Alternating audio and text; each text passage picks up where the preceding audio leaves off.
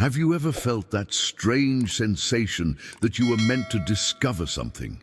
That among the billions of videos, articles, and books in this world, certain knowledge was specifically destined to find you?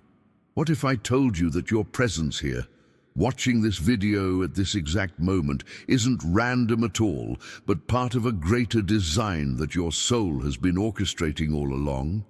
This message isn't for everyone, and I mean that with the utmost sincerity. In a world where most seek quick fixes, instant manifestations, and three-step formulas to change their lives overnight, what I'm about to share requires something deeper, a readiness that only about 0.1% of people truly possess. Has this ever happened to you? You come across information that somehow speaks directly to your soul, as if it were written specifically for you. But before we begin, please hit the like button and let me know where in the world you're watching from today. It's always fascinating seeing who's joining us from around the world. And if you haven't already, make sure to hit that subscribe button and turn on the notification bell so you don't miss any of our future videos. What Neville Goddard discovered decades ago, and what so many spiritual teachers have hinted at throughout history, is that profound wisdom doesn't arrive in your life until you're prepared to receive it. It's not that this knowledge is deliberately hidden. It's that our consciousness must evolve to a point where we can truly see what was always there. The universe doesn't waste its deepest revelations on the merely curious. It reserves them for the genuinely prepared. Stay with me until the end, because what you're about to discover might completely transform how you understand your relationship with reality itself. This isn't spiritual entertainment or another feel-good message to temporarily lift your spirits. This is a calling, a recognition, a remembrance of the power that already exists within you. If you found yourself drawn to this video, I want you to consider something remarkable. Nothing is coincidental.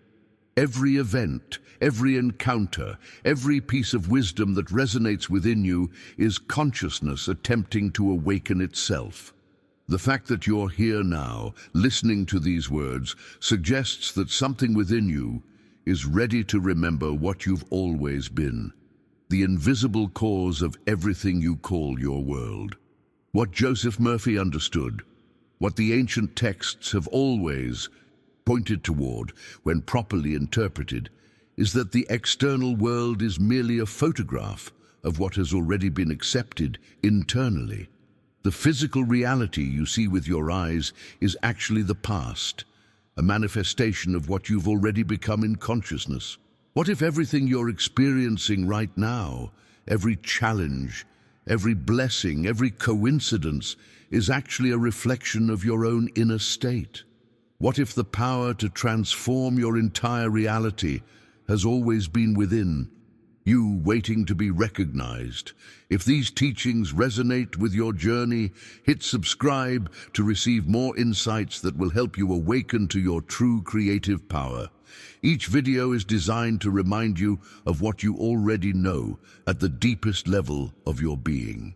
The journey we're about to embark on together isn't about learning something new. It's about remembering what you've always been. This distinction is crucial for your transformation. In our modern world, we've been conditioned to believe that growth means constantly acquiring new information, new skills, new possessions. But what if the most profound revelations come not from addition, but from recognition? You see, beneath the surface of your everyday mindset lies a truth so fundamental that most people go their entire lives without fully grasping it. You are not simply observing the world. You are the invisible cause of everything you perceive as the world. This isn't some mystical claim. It's the hidden reality behind every experience you've ever had. Think about this revelation for a moment. Every circumstance, every relationship, every coincidence that appears before you is not happening to you. It's happening from you. The infinite power that mystics and spiritual teachers like Neville Goddard have discussed for centuries isn't something you need to attain. It's something you need to remember is already yours. When you look around at the material world, your home, your relationships, your bank account, your health, what are you actually seeing? Most people assume they're observing the present moment, the current state of reality. But what if I told you that your eyes only ever see the past? This might sound counterintuitive at first, but consider this. The physical world you observe is merely a reflection, a manifestation of what has already been accepted in consciousness. Material reality doesn't create anything. It only reveals what spirit, your spirit, has silently sustained through belief and imagination. Your journey toward understanding this profound truth begins with recognizing that the world is essentially a photograph of your previous states of consciousness. What you're experiencing today is the culmination of thoughts, beliefs, and assumptions you've held in the past. The decisions you made internally have shaped your external reality with flawless precision. Now, I want to go even deeper into this topic. Most people are caught in an endless cycle of trying to change their external circumstances while maintaining the same internal state. They chase after signs, opportunities, and lucky breaks, not realizing that these external elements are merely echoes of their own consciousness. They're trying to change the reflection in the mirror without changing the face that creates that reflection. This is why so many people feel stuck despite their best efforts. They pray without receiving answers. They work hard without seeing results. They hope for change, while unconsciously sustaining the very vibration that created their current circumstances. The impact of this misunderstanding ripples through every aspect of their lives, creating a sense of powerlessness in the face of what appears to be random or unfair circumstances. But what Joseph Murphy discovered, and what I'm sharing with you now, flips this entire paradigm on its head. The revelation is both liberating and challenging. Nothing is external to you. The world isn't happening to you, it's responding to you. Your consciousness isn't just observing reality, it's creating it moment by moment. When you truly internalize this principle, your entire approach to life transforms. Instead of fighting against circumstances, you begin to recognize them as faithful reflections of your inner world. Instead of asking, "Why is this happening to me?" you begin to ask, "What in me is creating this experience?" This shift in perspective is the beginning of true empowerment, the first step on a journey toward conscious creation rather than unconscious reaction. The material world, for all its apparent solidity, is incredibly responsive to the immaterial realm of consciousness. It doesn't create, it only expresses. It doesn't dictate, it only reflects. And once you understand this fundamental truth, you begin to see that the power has always been within you, not as some abstract concept, but as a practical, applicable force that shapes every aspect of your reality. Write in the comments, "I am the creator," if this resonates with your own inner knowing. Now let's explore how this understanding changes everything about how you relate to desire. The journey into conscious creation reveals a fascinating paradox that most people miss entirely. Look around you and observe how many are constantly chasing after signs, searching for evidence that the universe is working in their favor. They look for synchronicities, lucky breaks, and external validation to confirm they're on the right path. But here's the revelation that transforms your entire mindset. You are the creator of these very signs you're seeking.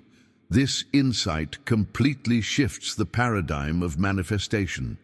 Most individuals spend their entire lives trying to change their external circumstances, their finances, relationships, health, without first altering their inner state.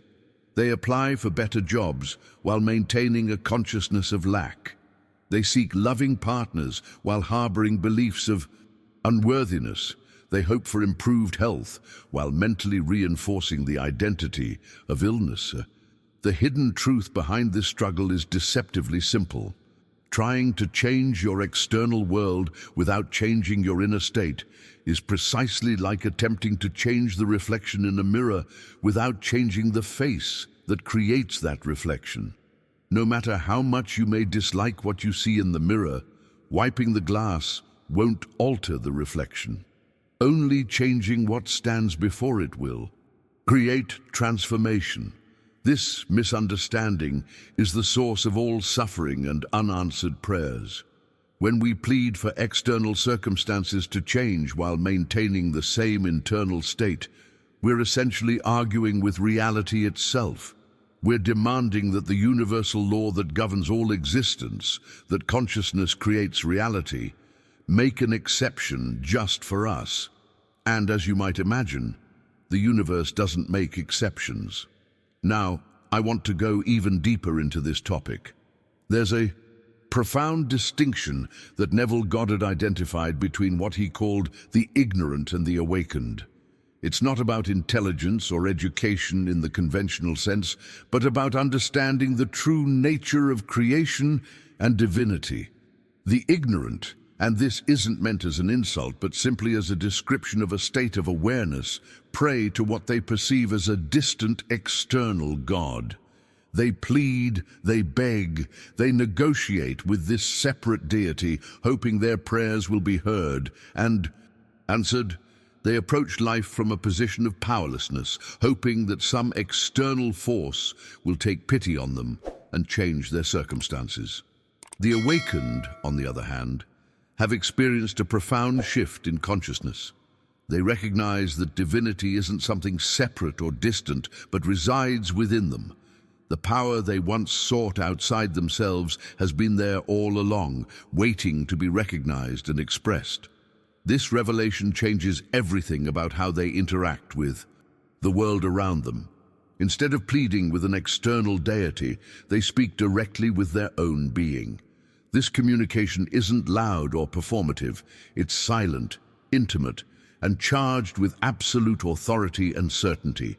It's the difference between saying, "Please God, if it's your will, help me find a better job," and stating with quiet confidence, "I am now expressing my divine nature through fulfilling work that abundantly provides for all my needs." Do you see the radical shift in perspective here? One approach comes from separation and doubt, the other from unity and certainty. One assumes that power lies outside, the other knows that power has always been within. This shift in consciousness is the turning point in your journey from victim to creator, from passenger to driver, from effect to cause. Subscribe to join our community of conscious creators, the 0.1% who understand that reality isn't something that happens to you, but something that happens from you. Together, we're remembering our divine creative nature. The impact of this revelation extends far beyond just getting what you want in life. It completely redefines your relationship with the concept of spirituality itself. What was once a practice of looking outward and upward becomes a process of looking inward and recognizing your own divine nature. The journey toward manifestation becomes less about acquiring and more about embodying. When you understand this principle, prayer transforms from a desperate plea to a confident declaration. Meditation shifts from an attempt to reach something outside yourself to a recognition of what's always been within. Every spiritual practice becomes not a bridge to something external, but a reminder of what you truly are, the very power you've been seeking. This understanding doesn't diminish spirituality, it enhances it. It doesn't remove the sacred, it reveals that you are the sacred. And once you recognize this, your entire relationship with creation undergoes a profound metamorphosis. Drop a comment below saying, "The power is within," if you're beginning to recognize this truth in your own life. Now, let's explore how understanding the malleable nature of reality can completely transform your approach to manifestation. The transformation that occurs when you fully grasp your creative power reshapes your entire understanding of reality itself. Most people perceive the external world as solid, fixed, and largely beyond their control. They see physical reality as something to adapt to rather than something they can actively shape. But what if I told you that despite its apparent solidity, the world around you is as malleable and responsive to consciousness as a lucid dream? This insight might seem radical at first, but consider the nature of your dreams. In a lucid dream, you recognize that you're dreaming while still in the dream state. Suddenly, what seemed like a fixed environment becomes fluid and responsive to your intentions. You can fly, transform objects, or manifest entirely new scenarios simply by deciding they exist. The laws that seem to govern the dream space become flexible when you recognize yourself as the dreamer. What Joseph Murphy and other mystical teachers discovered is that physical reality operates on similar principles, just at a different density and with different time dynamics. The world you experience as out there isn't as solid or independent as it appears. It's a magnificent projection of consciousness, a reflection of collective and individual beliefs that feels solid only because we believe it to be. When consciousness truly awakens to this revelation, it understands its inherent power to shape reality. This doesn't mean you can instantly fly like in a dream. The physical plane has certain patterns and momentums that give it apparent stability. But it does mean that through sustained consciousness, you can reshape your experience of reality with the same certainty. That you can reshape a lucid dream. This understanding transforms concepts like heaven and hell from distant afterlife destinations to immediate states of perception. Heaven isn't a place you go when you die. It's a level of consciousness you can embody now. Hell isn't a punishment for sins. It's the natural experience of living in separation from your creative power. Your experience of reality is determined not by external forces, but by the level of awareness from which you're operating. Now, I want to go even deeper into this topic.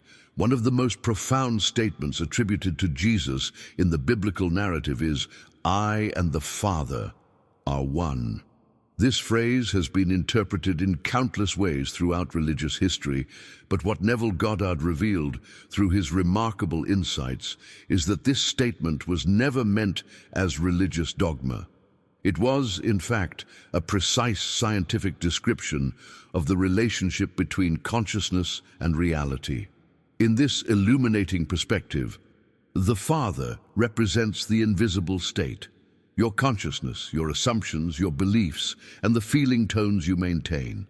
The Son represents the visible world, your experiences, circumstances, relationships, and material conditions. When Jesus declared, "I and the Father are one," he was revealing the fundamental principle of creation.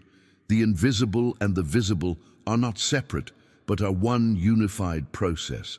This isn't religious sentiment or abstract metaphysics. It's a practical explanation of how consciousness creates reality. The invisible state, I am, always precedes and determines the visible expression, what I experience. They are not two separate things, but two aspects of the same creative process. The inner and the outer are not divided, but are one seamless movement from conception to manifestation. Understanding this principle transforms your entire approach to manifestation. Instead of seeing yourself as a physical being trying to influence an external world, you recognize yourself as consciousness expressing itself through physical form. You stop fighting with circumstances because you understand they're just shadows of what you're being internally. You cease struggling against conditions because you recognize them as extensions of your own states of awareness. The journey of transformation requires this fundamental shift in identity. As long as you see yourself primarily as a physical entity subject to external forces, you remain at the mercy of conditions. But when you awaken to yourself as consciousness, as the Father that precedes all form, you step into your creative power. You move from being the effect of circumstances to being the cause. This recognition doesn't make you separate from others or from nature. In fact, it connects you more deeply to all of existence. When you understand that consciousness is the foundation of all things, you recognize your essential unity with all of life. Your individual expression becomes a unique viewpoint within the infinite field of awareness that encompasses all creation. Share in the comments, "I am consciousness expressing," if you're beginning to feel this profound shift in your understanding of reality. Let's now explore why this teaching removes every excuse and completely transforms your relationship with responsibility. The revelation that you are the creator of your reality comes with a profound implication that many find challenging to accept. This teaching, in its purest form, removes every excuse and consolation you might have relied upon throughout your life. When you truly understand that everything in your experience springs from within, you face an inescapable truth.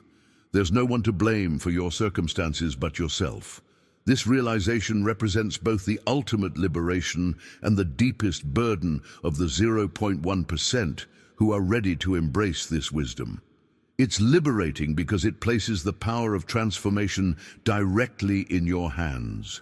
You're no longer at the mercy of external conditions, random chance, or other people's decisions. You hold the master key to reshaping your entire reality through your consciousness. Yet simultaneously, it's a burden because it demands complete responsibility with no outsourcing of destiny. You can no longer point to your childhood, your genetics, your economic situation, or the actions of others as the definitive cause of your circumstances. The backstory you've crafted to explain why things haven't worked out, while perhaps containing elements of truth, can no longer serve as your primary narrative. This is why this knowledge isn't for everyone. Most people aren't prepared to shoulder this level of responsibility. They prefer the comfort of blame, the solace of being a victim of circumstances beyond their control. There's a strange comfort in powerlessness. It relieves you of the burden of choice, of having to acknowledge that your life reflects your consciousness. The journey toward awakening requires a fundamental decision. Are you willing to release the comfort of blame in exchange for the power of creation? Are you prepared to stand in complete ownership of your reality, knowing that your consciousness is the source of every experience you encounter? This decision marks the dividing line between those who merely hear this teaching and those who embody it. Now, I want to go even deeper into this topic. Those who have truly awakened to this understanding operate differently in the world. While the average person spends energy fighting against reflections, complaining about the government, lamenting their past, blaming other people for their problems, the awakened recognize the futility of this approach. Imagine standing before a mirror and being displeased with your reflection. Would you try to change the image in the mirror directly? Would you argue with it, plead with it, or attempt to physically manipulate the reflection? Of course not. That would be absurd. You would naturally understand that to change the reflection, you must change what stands before the mirror. This perfectly illustrates the mindset of those who understand the law of consciousness. They don't waste precious energy fighting external conditions. They don't engage in endless battles against circumstances. They observe the reflection, their current reality, with clarity and awareness, recognizing it as a perfect mirror of their inner state. Then, with deliberate intention, they change the mirror by changing themselves. The impact of this shift in perspective transforms every aspect of your life. You stop blaming the economy for your financial situation and instead examine the consciousness that created your relationship with money. You cease attributing your health challenges to genetics or bad luck and explore the inner patterns that manifest as physical conditions. You no longer point to others as the cause of your relationship difficulties, but recognize how your own Consciousness attracts and sustains those dynamics. This revelation doesn't mean you ignore practical action or become passive in the face of challenges. Quite the contrary, it empowers you to take the most effective action possible by addressing the root cause rather than fighting effects. It's the difference between treating symptoms and curing the disease, between temporary relief and permanent transformation. The secret behind the scenes that most people miss is that changing your inner state isn't just one approach to transforming your reality, it's the only approach that creates lasting change. Everything else is manipulation of effects, which inevitably revert to reflecting your dominant consciousness. Your inner state is the invisible architecture that structures every aspect of your visible experience. This understanding doesn't diminish the very real challenges and inequities that exist in the world. It doesn't ignore systemic issues or collective patterns.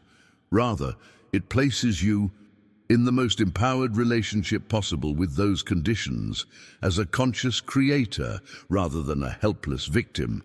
It gives you access to the leverage point from which genuine change becomes possible, both personally and collectively. Comment below with, "I accept responsibility," if you're ready to step into this empowered relationship with your reality.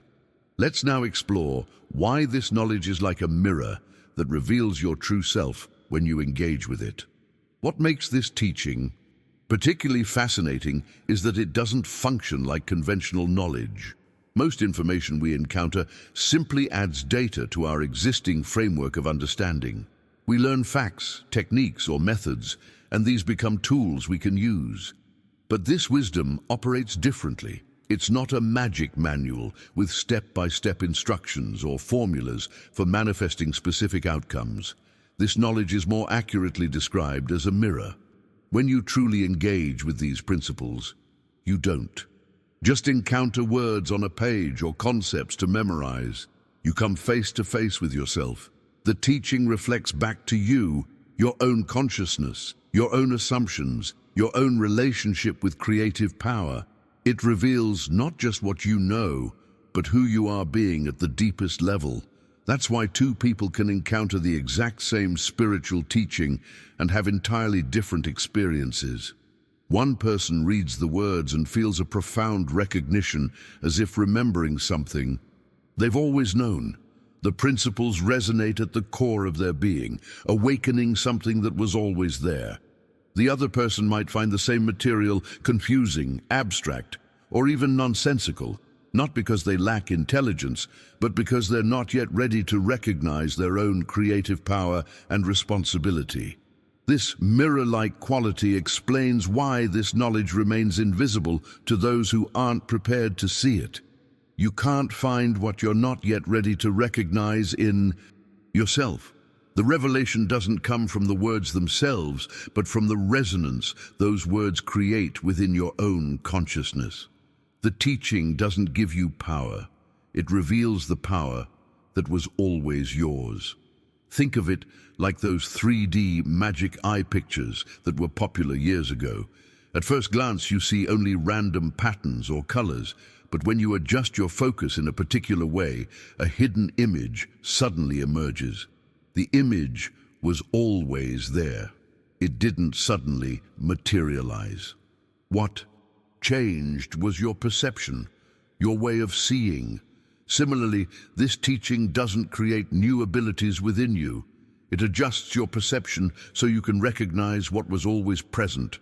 Now, I want to go even deeper into this topic. One of the most immediate and practical transformations this understanding creates involves your relationship with language, relationship with reality. Most people exist in a state of perpetual hoping, wishing, and pleading. Their inner dialogue and outer expression are filled with phrases like, "I hope this works out," "I wish things would get better," or "Please let this happen." This language isn't innocent, it's creating. Every time you say, "I hope," you're affirming separation from your desire. You're positioning yourself as someone lacking, someone dependent on external forces to receive what you want. You're reinforcing your identity as a beggar rather than a creator, as someone powerless rather than powerful. The pivotal shift in consciousness that marks the transition from victim to creator is moving from "I hope" to "I am." Instead of saying, "I hope I get that job," you declare, "I am now employed in a fulfilling position." Rather than "I hope my health improves," you state, "I am whole and well." In place of "I hope we can afford that," you affirm, "I am abundantly provided for in all ways." This isn't about positive thinking or affirmations in the conventional sense. It's about assuming the consciousness of already being what you desire to be. It's about occupying the feeling state of the wish fulfilled, as Neville Goddard described it. When you make this shift, you're no longer begging the universe for signs that your desires will manifest. You're creating those signs through the power of your assumption. The revelation behind the scenes is that consciousness always precedes manifestation. Your outer world will always arrange itself to match your inner assumptions. When you hope, you receive experiences that keep you hoping. When you assume completion, you receive experiences that confirm your assumption. The decision about which state to occupy is always yours. This shift requires courage. The courage to claim what isn't yet visible to the senses. It demands that you trust the invisible reality of consciousness more than the visible reality of current circumstances. It asks you to value the truth of your inner state above the facts of your present situation. This isn't delusion or denial. It's understanding the causal relationship between consciousness and experience. The impact of this transformation extends far beyond just getting what you want. It fundamentally alters your identity. You no longer move through the world as a supplicant, dependent on luck, chance, or the approval of others. You walk with the quiet authority of someone who understands the creative process and your central role within it. Type, "I am the power" in the comments if you're ready to make this profound shift in your consciousness. Now let's explore the extraordinary truth about how the entire universe is actually your extension. Perhaps the most radical revelation in this entire journey of understanding comes when you grasp this seemingly simple yet profound truth. The entire universe is your extension. This isn't poetic metaphor or spiritual hyperbole. It's the fundamental nature of reality that mystics and quantum physicists alike have glimpsed from different perspectives. Consider what this actually means in practical terms. Everything you experience, every person, every circumstance, every challenge, every blessing, is not something separate from you that you're encountering. It's a projection of what your soul has decided to sustain in consciousness.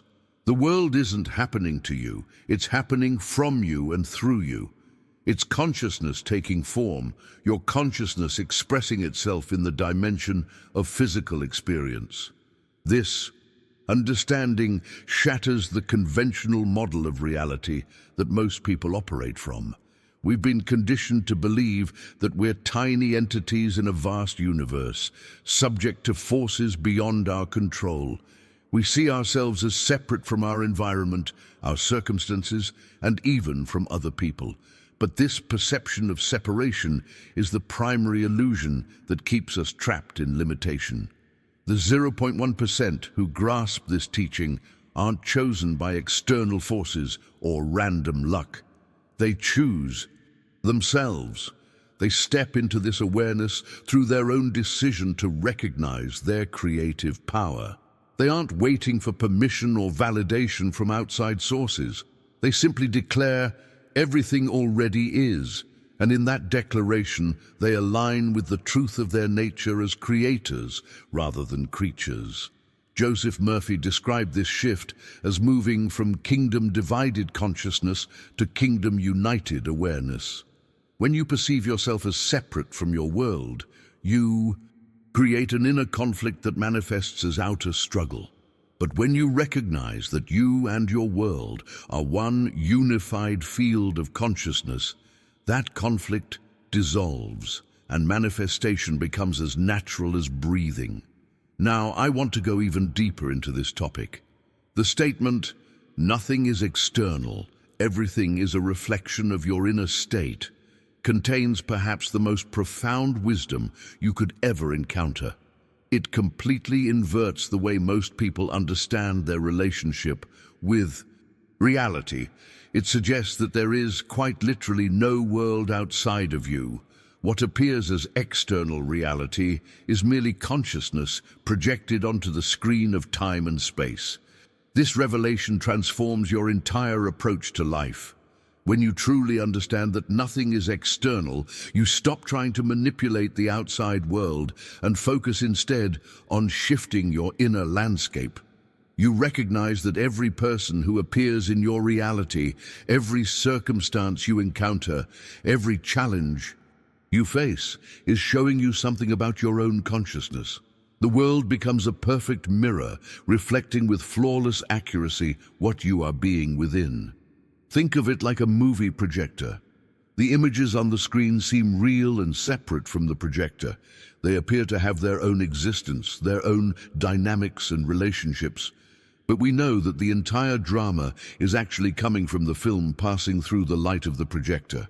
Without the projector and the film, there would be no images on the screen. Similarly, without your consciousness, there would be no world as you experience it.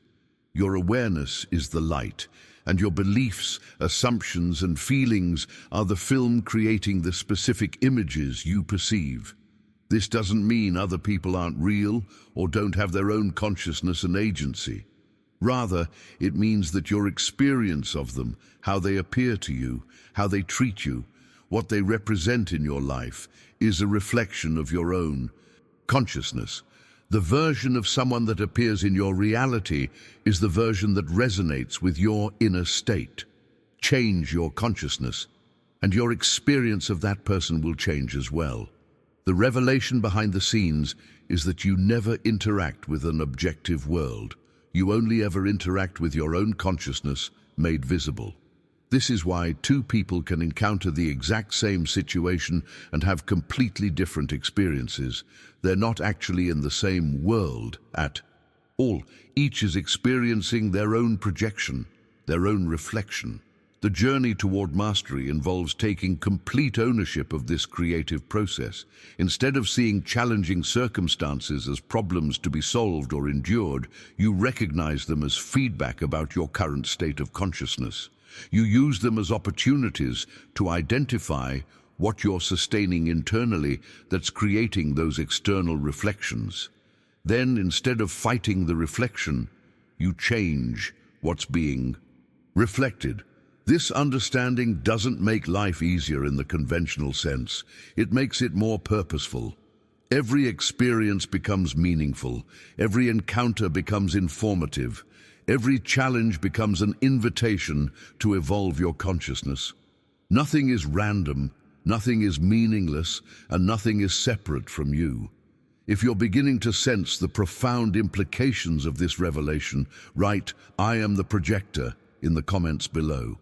Let's now explore how the ignorant react to the world, while the awakened know the world reacts to them. This profound understanding of reality reveals a fundamental difference between two ways of navigating life, a difference that determines whether you live as a creator or a victim.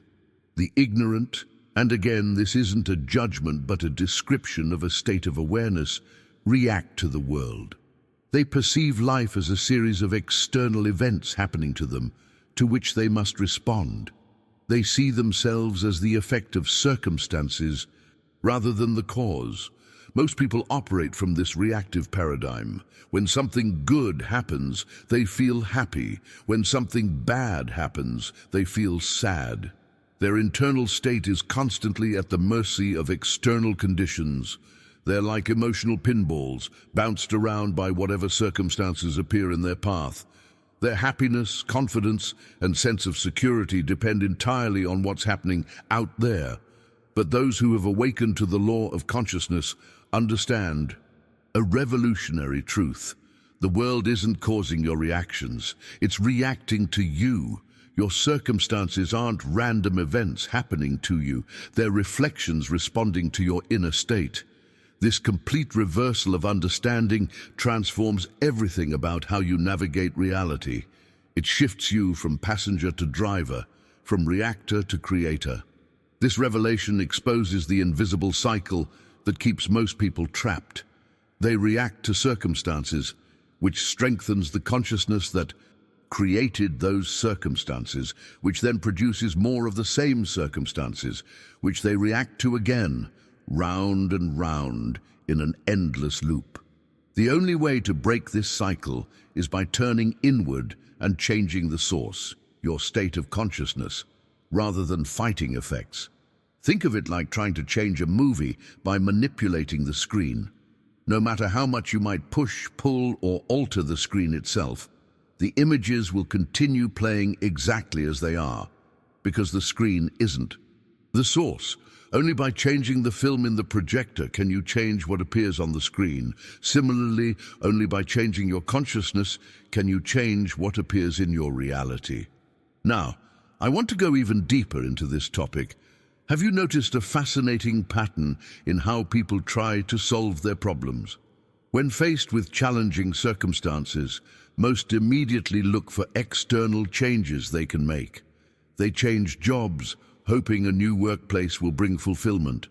They move to different cities, believing a new location will provide a fresh start. They end relationships and begin new ones, expecting different people to bring different experiences. Yet despite all these external changes, they find themselves encountering the same fundamental problems. The new job eventually produces the same frustrations as the old one. The new city, once the novelty wears off, presents similar challenges to the previous location. The new relationship, after the honeymoon period, reveals patterns strikingly similar to past connections. This persistent recurrence of patterns, despite changing external circumstances, reveals a profound truth.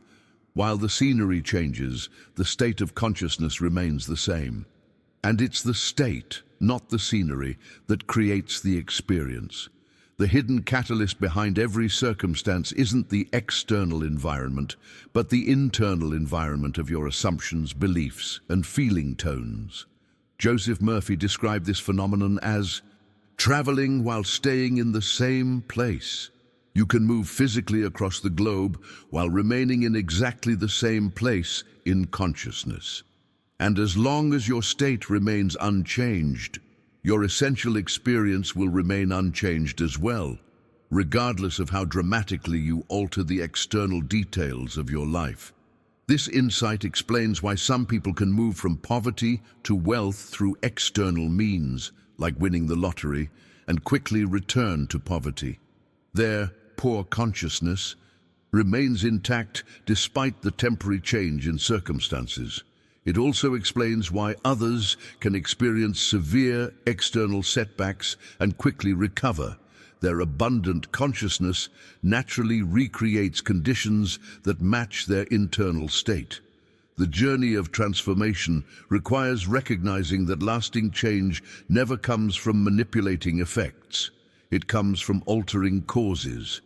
Instead of changing jobs, change your consciousness about work. Rather than moving to a new location, shift your awareness about place and belonging. Instead of seeking different partners, transform your inner relationship with love and connection. This doesn't mean you never make external changes. Sometimes those are entirely appropriate. But it does mean that you make those changes with a different awareness. You recognize that the external shift isn't the solution itself, but an opportunity to express a new state of consciousness. The decision to change your environment becomes a physical gesture, affirming an internal transformation that has already occurred. The impact of this understanding touches every aspect of your life. It frees you from the endless pursuit of external solutions to internal conditions. It relieves you from the exhausting cycle of hoping that the next job, The next relationship or the next location will finally bring the experience you desire. It places the power of transformation exactly where it belongs, within your own consciousness. If you've noticed this, pattern of changing scenery while experiencing the same essential circumstances in your own life, comment "same state, same results" below.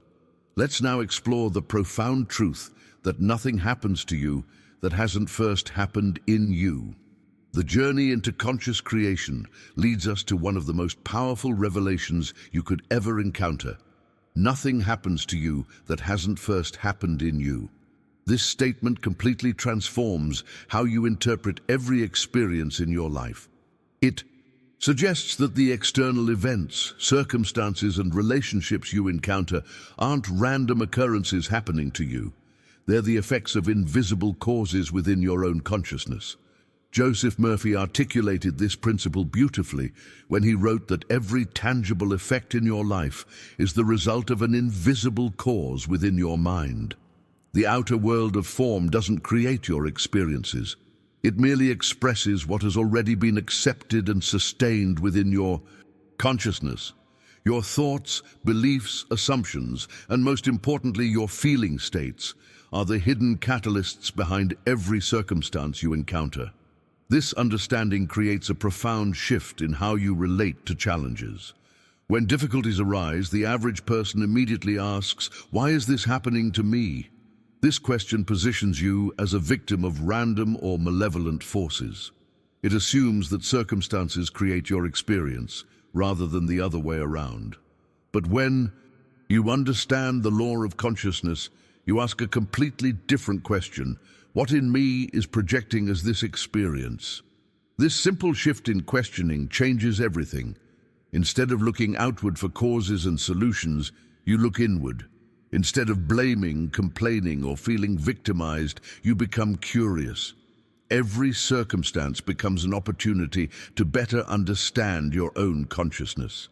Every challenge reveals something about what you've been sustaining internally, often without realizing it. The revelation behind the scenes is that your consciousness is like a projector that's been running automatically, largely beneath your awareness. The film it projects contains all your past impressions, beliefs, traumas, joys, expectations, and assumptions. Until you become conscious of this process, the projector continues running the same patterns, creating similar experiences regardless of how much you might try to change the screen. Now, I want to go even deeper into this topic. One of the most clarifying analogies for understanding your relationship with reality comes from recognizing that the world is an obedient mirror with no power of its own. Just as a mirror cannot create an image without something standing before it, reality cannot create an experience without the presence of consciousness. Life doesn't punish or reward you based on some external moral judgment. It doesn't favor certain people over others through random preference. The universe has no agenda beyond perfectly reflecting what you are being in silence. The mirror doesn't decide what to show you. It simply, automatically, and perfectly reproduces what stands before it. This understanding liberates you from the belief that external forces are controlling your destiny. When you truly grasp that the mirror has no power except to reflect, you stop fighting with reflections and start changing what's being reflected. You recognize that arguing with circumstances is as futile as arguing with your image in a mirror. The image cannot change independently of you.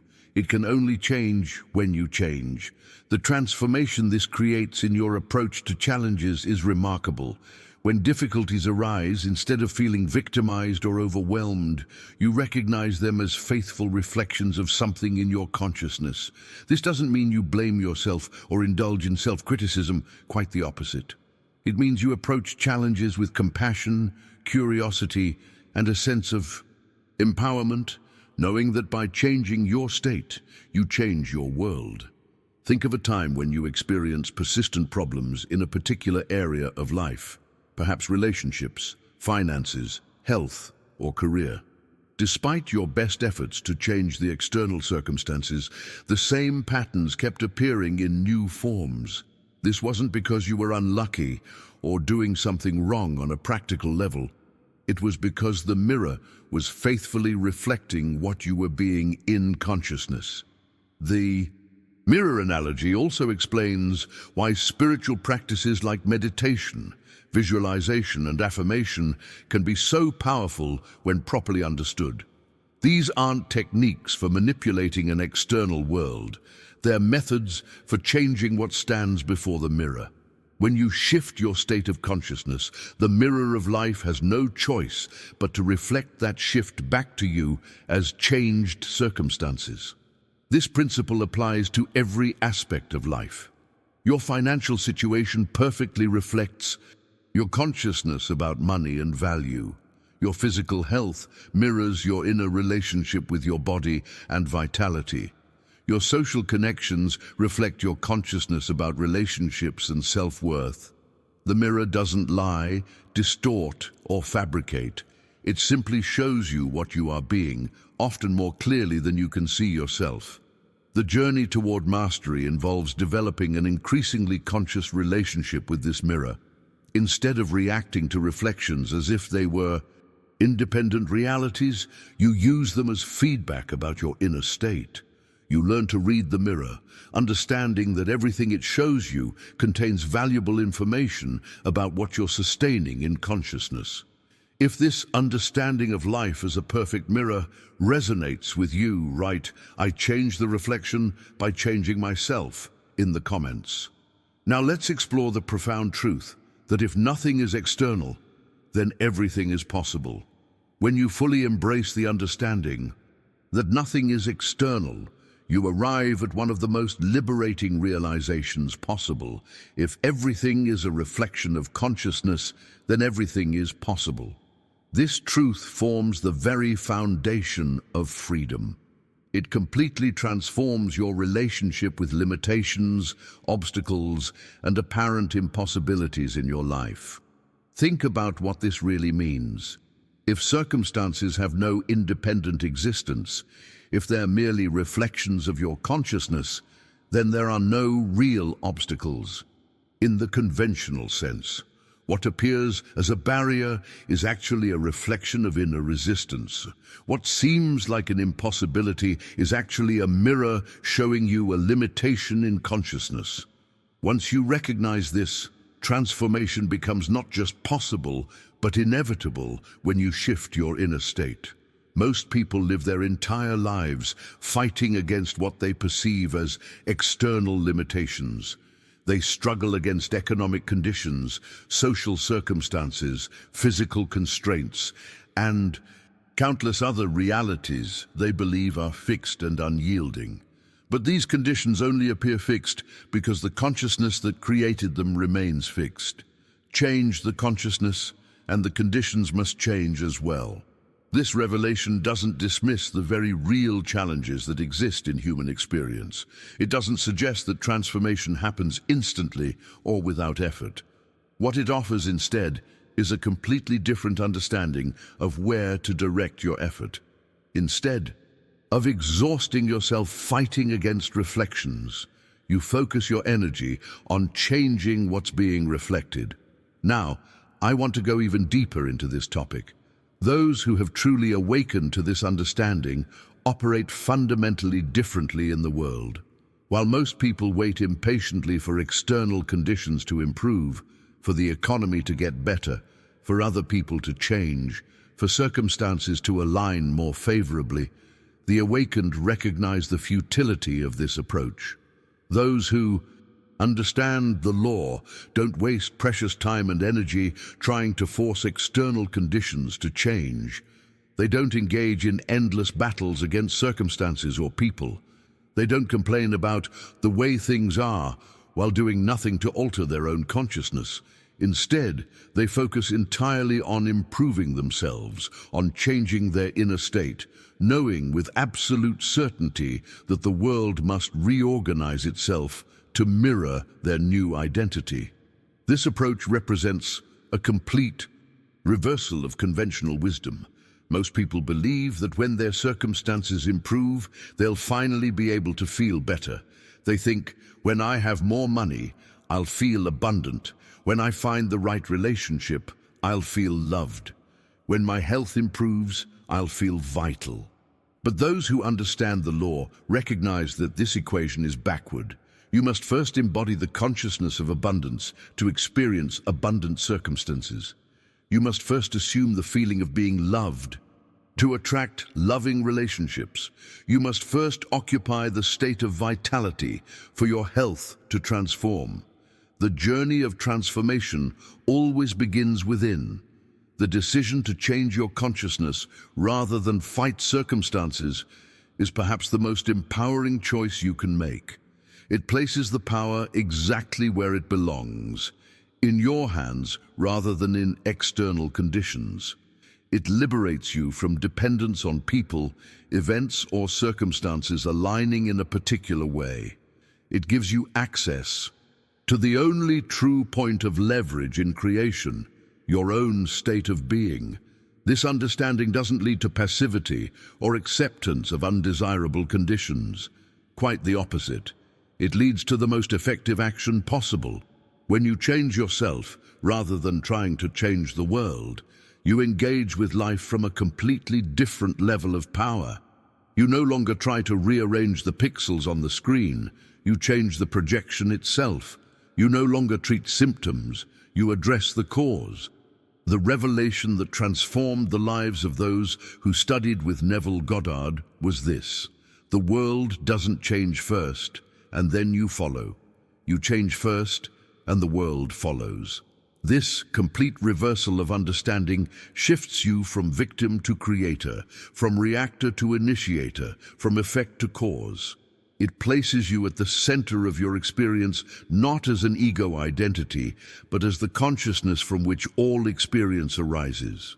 Consider for a moment how this principle might apply to a specific area of your life where you've been waiting for external conditions to change.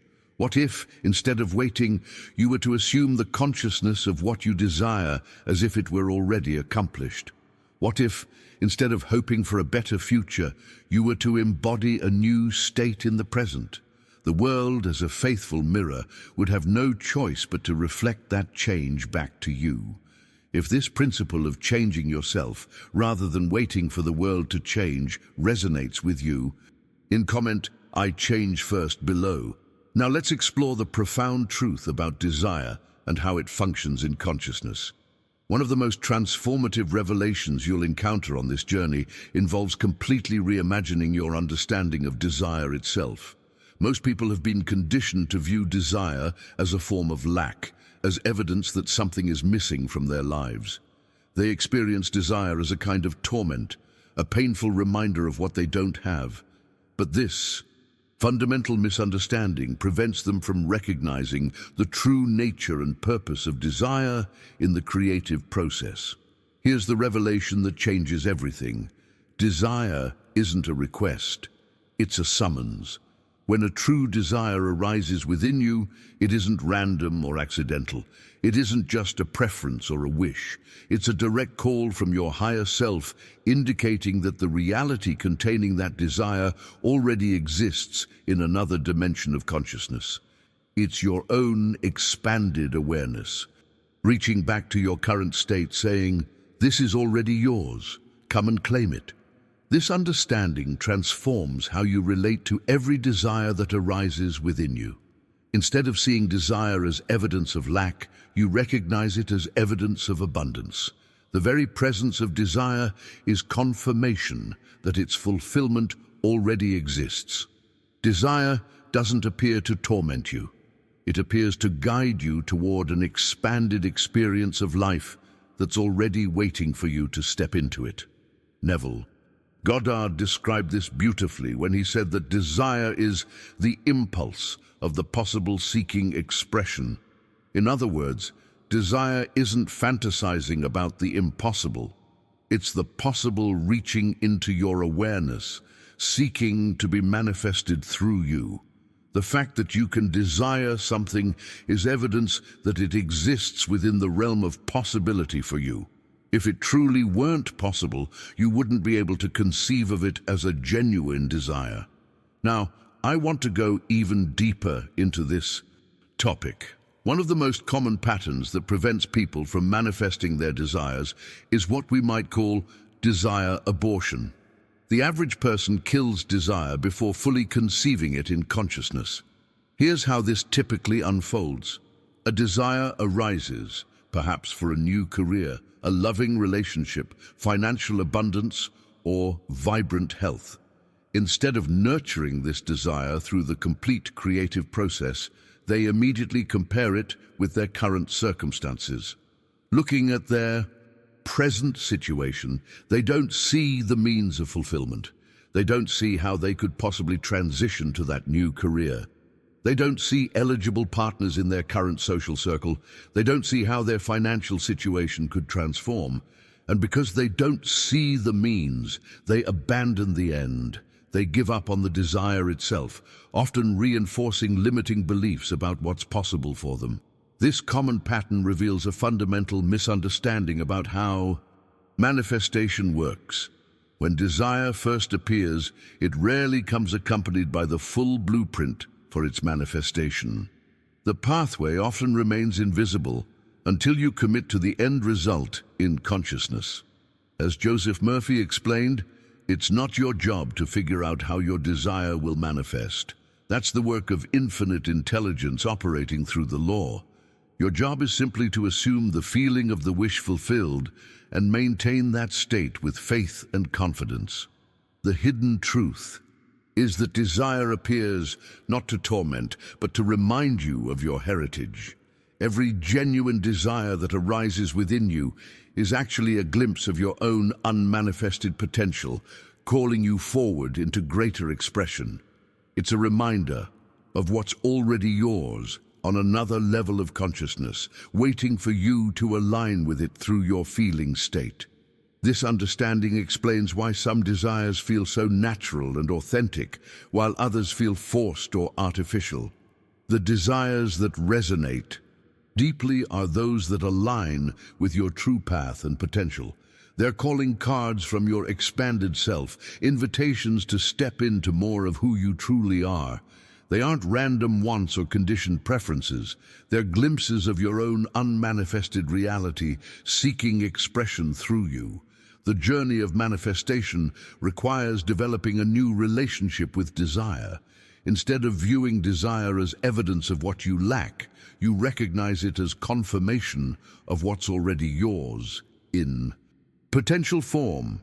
Instead of instantly evaluating whether a desire seems realistic based on current circumstances, you understand that current circumstances are just reflections of past states of consciousness. They have no power to determine what's possible for you now. The decision you face with every desire is profound. Will you allow your present circumstances to dictate what's possible, or will you allow your desire to guide you toward a new expression of reality? Will you abandon desire because you can't see the means, or will you commit to the end and trust that the means will reveal themselves? Will you continue the pattern of desire abortion, or will you nurture your desires to full manifestation? If you're beginning to see desire in this new light as a summons rather than a request, write "Desire is my destiny calling" in the comments. Now let's explore the profound error that occurs when you say "I want" instead of "I accept." The words you use to describe your relationship with desire are far more significant than most people realize. Language isn't just descriptive, it's creative. It shapes your consciousness and, by extension, your reality. One of the most subtle yet powerful shifts you can make involves transforming how you speak about your desires, both internally and externally. When you say, "I want something," you're making a declaration that seems innocent on the surface, but energetically, you're affirming a state of separation and lack. The very statement, "I want," contains within it the confession, "I don't have." Each time you repeat, "I want money," "I want love," "I want health," you're reinforcing your perception of absence rather than presence. You're strengthening the consciousness of separation rather than union with your desire. This language of lack perpetuates the very gap you're trying to close between yourself and what you desire. It maintains a vibrational state that keeps manifestation at arm's length. It's like standing at one end of a bridge while your desire stands at the other, and with every declaration of "I want," you're reinforcing the distance between you rather than crossing the bridge. The transformation occurs when you shift from "I want" to "I accept." When you say, "I accept this abundance," "I accept this relationship," "I accept this vibrant health," you align energetically with the fulfillment that already exists in potential form. You're no longer speaking from separation, but from union. You're no longer reinforcing absence, but embracing presence. This shift in language creates a corresponding shift in consciousness that allows the universe to adjust all the invisible pieces until manifestation occurs. It's like tuning a radio to the frequency where your desire is already broadcasting. The station exists, whether you're tuned to it or not. Your job is simply to adjust your receiver to the right frequency through your consciousness. Now, I want to go even deeper into this topic. Neville Goddard shared a profound insight when he taught that desire is not an indicator of lack, but the harbinger of fulfillment. This completely inverts the conventional understanding of desire. Most people experience desire as a painful reminder of what they don't have, but Neville revealed that desire is actually evidence of what's already yours in a potential state. Think about the implications of this revelation. If you desire something, truly desire it at the soul level rather than just wanting it superficially, it's because that reality already exists within what Neville called the fourth dimension of consciousness. The desire you feel is the future pulling you toward it, not your present longing for something absent. This understanding transforms how you relate to the manifestation process. If desire indicates that what you want already exists in potential form, then your work isn't to create something from nothing.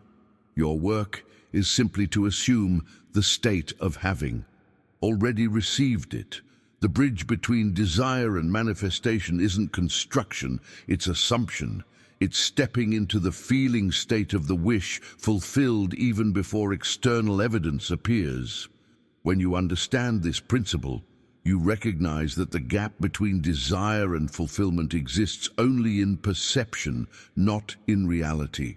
The journey of manifestation becomes less about making something happen and more about assuming a state where it has already happened. It's not about effort, but about alignment. The catalyst for this transformation is feeling.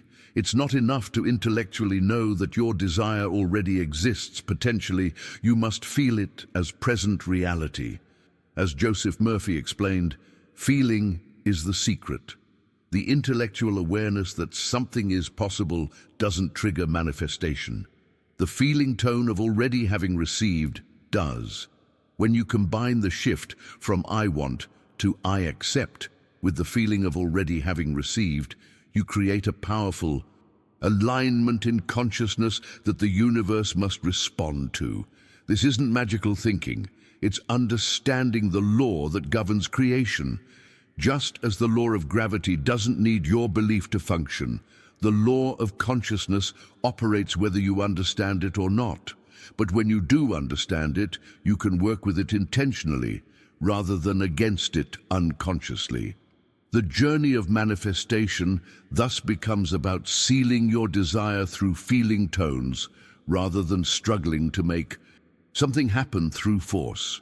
You stop fighting against circumstances and start aligning with the reality that already exists, potentially. You recognize that the work isn't about changing the external world directly, but about changing your relationship with it through consciousness. This understanding explains why some people seem to manifest effortlessly while others struggle despite using the same techniques.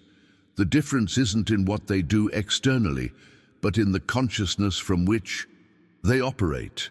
Those who manifest easily have internalized the truth that desire is the harbinger of fulfillment rather than the evidence of lack. If you're beginning to recognize the power of shifting from I want to I accept, share I accept abundance now in the comments below. Let's now explore how imagination isn't an escape from reality, but the very act of creating it. One of the most profound misunderstandings in our culture involves the nature of imagination. We've been conditioned to view imagination as fantasy, as an escape from reality, a form of mental entertainment, or at best, a planning tool. Children are encouraged to use their imagination, but are eventually told to grow up and focus on the real world. This fundamental misconception prevents most people from recognizing the true creative power that imagination holds. Here's the revelation that transforms everything. Imagination isn't an escape from reality. It's the very act of creating it. The inner world of imagination isn't separate from the outer world of form. It's the blueprint from which form emerges. When you imagine, you aren't merely entertaining yourself with pleasant fantasies. You're engaging with the primary substance from which reality is fashioned. Those who have awakened to this understanding use imagination completely differently than the average person. The average person might visualize to temporarily escape their circumstances or to plan for a future they hope will eventually arrive. But the awakened recognize that visualization isn't about attracting something distant or separate from themselves. It's about becoming one with their desire in consciousness, about entering the feeling state of already having received what they want. This distinction completely transforms how you engage with creative visualization. Instead of visualizing from a place of separation, seeing what you want as something out there that you hope to attract, you visualize from a place of unity, experiencing yourself as already one with your desire. You don't see yourself getting the job, you feel yourself already performing it. You don't imagine finding the relationship, you feel yourself already in it. You don't visualize achieving health, you experience yourself already embodying it. What's assumed with feeling in this way eventually materializes in the physical world. This isn't because visualization has some magical quality, but because you're working with the actual substance of reality, consciousness itself. You're aligning your inner state with a version of reality that already exists potentially, allowing that potential to express itself through your experience. Now, I want to go even deeper into this topic. The journey of conscious creation invites a complete reimagining of desire itself. Most spiritual and religious traditions have positioned desire as something to be overcome, transcended, or at least regarded with suspicion. Desire is often portrayed as a weakness, a form of attachment that leads to suffering, or even a sinful impulse that draws us away from spiritual truth. But Joseph Murphy revealed a profound insight when he explained that desire, far from being a weakness or a spiritual liability, is actually the movement of life itself, calling you to higher levels of being. Desire is the evolutionary impulse of existence, seeking greater expression through your unique consciousness. It's not something to overcome or transcend. It's something to honor and align with. This understanding transforms how you relate to the desires that arise within you. Instead of feeling guilty about wanting more abundance, more love, more joy, more expression, you recognize these desires as the very voice of spirit urging you toward expansion. The impulse to grow, to create, to experience more of what life offers isn't ego-based greed. It's the natural movement of consciousness seeking fuller expression. To deny desire, then, is to resist the flow of creation itself. It's to stand against the current of life that seeks to express more fully through your consciousness. This doesn't mean indulging every passing whim or craving. Those are often conditioned responses rather than true desires. But it does mean honoring the authentic desires that arise from your depths, recognizing them as signposts pointing toward your expanded self. The revelation behind the scenes is that creation is never static. It's always seeking greater expression, more complex forms, higher states of organization. And your desires are the personal version of this universal impulse. They're not random or meaningless, they're purposeful and directional. They're showing you the next iteration of yourself that's seeking to emerge. This understanding creates a profound shift in your relationship with manifestation. Instead of approaching creation as something you do against resistance, you recognize it as aligning with a process that's already in motion. You're not pushing against the current, but flowing with it. You're not forcing something to happen, but allowing what's already seeking expression to emerge through you. The journey of transformation thus becomes about removing the barriers to this natural flow rather than struggling to make things happen through force. You recognize that the primary obstacle to manifestation isn't external resistance, but internal contradiction. The ways you've been taught to resist your own desires, to doubt your worthiness to receive, or to believe in limitation rather than possibility. When you align with desire as the movement of life itself, manifestation becomes less effortful and more graceful. You stop fighting against your own expansion and start cooperating with it. You recognize that the universe isn't neutral about your growth. It's actively calling you toward it through the language of desire. Your job isn't to overcome desire, but to purify it, to distinguish between conditioned wants and soul-level calling. The impact of this understanding touches every aspect of your creative journey. It frees you from the guilt or spiritual doubt that often accompanies desire. It liberates you to want more without apology or justification. It allows you to recognize desire not as a sign of spiritual immaturity, but as evidence of life's evolutionary impulse expressing through you. If you're beginning to feel the freedom that comes from honoring desire as sacred rather than suspect, type "Desire is divine" in the comments below. Let's now explore the profound shift that occurs when you move from pleading with the universe to declaring your truth. The journey into conscious creation reveals one of the most profound shifts in spiritual understanding, a complete reimagining of prayer itself. Most people have been conditioned to approach the divine as supplicants, as humble beggars seeking favors from a power outside themselves. Their prayers often take the form of "Lord, give me deed, please grant me," or "I ask for." This approach to prayer assumes separation between the one praying and the source of fulfillment. But those who have awakened to their true nature operate from an entirely different relationship with creation. They don't pray by saying, "Lord, give me." They declare, "I am." They recognize that genuine prayer isn't about convincing an external deity to bestow gifts, but about aligning with the truth of what already exists in consciousness. It's not a request, but an acknowledgement, not a plea, but a declaration. This understanding transforms every aspect of your spiritual practice. When desire arises, you recognize it as an invitation to assume a new state of consciousness. The desire for abundance isn't asking you to beg for money. It's inviting you to step into the consciousness of abundance itself.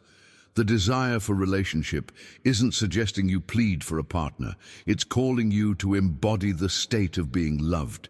The desire for health isn't directing you to negotiate for healing. It's summoning you to assume the state of wholeness. When you respond to desire by accepting this invitation without resistance, by stepping fully into the state it's calling you toward, something remarkable happens. The invisible begins working to bring about manifestation. The wheels of creation start turning not because you've convinced some external force to help you, but because you've aligned your consciousness with what already exists in potential form. Neville Goddard described this process as occupying the state. Instead of standing outside the state you desire and hoping to someday enter it, you mentally and emotionally step into it now, in consciousness. You don't pray for wealth, you pray from wealth. You don't ask for health, you assume the feeling of health and pray from that state. This complete reversal of the traditional approach to prayer transforms it from supplication to declaration, from requesting to claiming. Now I want to go even deeper into this topic. One of the greatest revelations you'll encounter on this journey is that time itself is not what you've been conditioned to believe it is. Most people experience time as a linear progression that separates what they are now from what they desire to be. They believe that manifestation is a process that unfolds across time, requiring patience as they wait for their desires to materialize in the future. But what if I told you that time is just a pedagogical illusion? What if the appearance of linear time is actually a teaching device, an interval created to develop your capacity for faithfulness to the invisible? What if time doesn't actually separate you from what you desire to be, but merely tests your ability to remain steadfast in the consciousness of already being it? This understanding completely transforms how you relate to the manifestation process. Instead of seeing time as an actual barrier between desire and fulfillment, you recognize it as a mirror showing you the degree of your faith and stability in consciousness. Time doesn't delay manifestation. Inconsistency in consciousness does. Time doesn't prevent immediate fulfillment. Inner contradiction does. The revelation behind the scenes is that everything you could possibly desire already exists in potential form. There's no actual gap between you and your desire except the one created by your own consciousness. The future state you're reaching for isn't actually in the future at all. It exists now as a potential reality that you can align with through consciousness. When you truly grasp this principle, manifestation becomes less about waiting for something to happen in the future and more about aligning with what already is in the present. You stop perceiving yourself as moving through time toward your desires and start experiencing yourself as selecting from infinite possibilities that already exist. The question shifts from when will this manifest to can I remain faithful to the consciousness that has already received this? This understanding liberates you from the anxiety of waiting and the frustration of apparent delays. You recognize that what appears as time passing without manifestation is actually feedback about your consistency in consciousness. It's showing you not that creation is slow, but that your attention is divided between the old state and the new. The journey of transformation thus becomes about developing the capacity faithful to the invisible, to maintain the consciousness of already having received, even when the senses suggest otherwise. As Joseph Murphy explained, this faithfulness isn't blind belief, but a disciplined focus on truth that transcends appearances. Consider how this principle might transform your relationship with a specific desire you've been holding. What if that desire isn't actually waiting for you in some distant future, but exists now as a potential reality you can step into through consciousness? What if the apparent time lag between desire and manifestation isn't an actual delay, but an opportunity to strengthen your capacity to remain faithful to what isn't yet visible? The decision you face in every moment is whether to give your allegiance to the evidence of the senses or to the truth you know in consciousness. Will you allow the appearance of time to convince you that fulfillment is distant, or will you recognize time as the teaching device it is and remain steadfast in the knowledge that what you desire already is? If this perspective on time as a teaching device rather than an actual barrier resonates with you, write "Time is testing my faith" in the comments below. Let's now explore the profound truth about how time is the veil between imagination and manifestation. The relationship between imagination and manifestation reveals another profound dimension of the creative process. When you imagine something, when you see it clearly in your mind's eye and feel it as real, you've already created it in consciousness. The seed of manifestation is planted the moment you assume the feeling of the wish fulfilled. Yet for most people, there seems to be an interval between this inner creation and its physical expression, a gap that we perceive as time. This perceived interval serves a specific purpose in the journey of consciousness. Time is the veil between imagination and manifestation, a gossamer curtain that appears to separate what you've created internally from what you experience externally. But this veil isn't a solid barrier. It's more like a mist that can dissolve completely when certainty is sustained without wavering. What appears as waiting is actually something far more significant. It's a test of faith. That interval between imagining and seeing is the space where your conviction is either strengthened or abandoned. It's the crucible where your consciousness is refined, where your capacity to remain faithful to the invisible is developed. It's not actually a delay in the creative process, but an integral part of it. The part where you demonstrate your willingness to stand by what you know in consciousness, despite what the senses report. Neville Goddard described this phenomenon beautifully when he explained that manifestation follows the path of least resistance. When you plant a seed in consciousness through imaginal acts, that seed begins growing immediately. What appears as time passing is actually the rearrangement of circumstances taking place, the unseen organization of events, encounters, and opportunities that will eventually make your desire visible to the senses. Now, I want to go even deeper into this topic. One of the most common mistakes people make in the manifestation process involves their relationship with this interval. Most people engage in creative visualization or affirmation for a few minutes, perhaps during meditation or before sleep. They imagine their desire clearly, feel it briefly, and then immediately begin looking to the external world for evidence of change. When they look outward and don't see immediate confirmation, they abandon faith. They conclude that it's not working, or manifestation isn't real, or this might work for others, but not for me. This pattern of briefly imagining and then frantically searching for external evidence reveals a fundamental misunderstanding of how the creative process unfolds. The revelation behind the scenes is that doubt is the only force capable of paralyzing manifestation. It's not that creation is slow or that the universe is resistant to your desires. It's that doubt acts as a counter-creative force, essentially negating what you've established in consciousness. When you imagine for 5 minutes and then doubt for 23 hours and 55 minutes, you're not giving the seed of manifestation the consistent consciousness it needs to flourish. This insight explains why some people manifest quickly while others struggle, despite using the same techniques. Those who manifest rapidly have developed the capacity to sustain certainty regardless of appearances. They don't plant the seed and then dig it up every day to see if it's growing. They don't vacillate between faith and doubt. They hold steady in the knowledge that what they've established in consciousness is done, complete, finished, even when the senses report no change. The decision you face in every moment of the manifestation journey is whether to live from the evidence of your senses or from the truth you know in consciousness.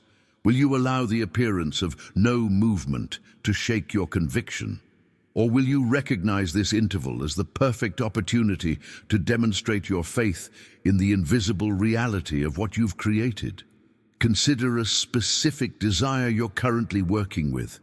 After you've imagined it clearly, how do you relate to the interval that follows? Do you anxiously search for signs of manifestation, repeatedly checking to see if it's working?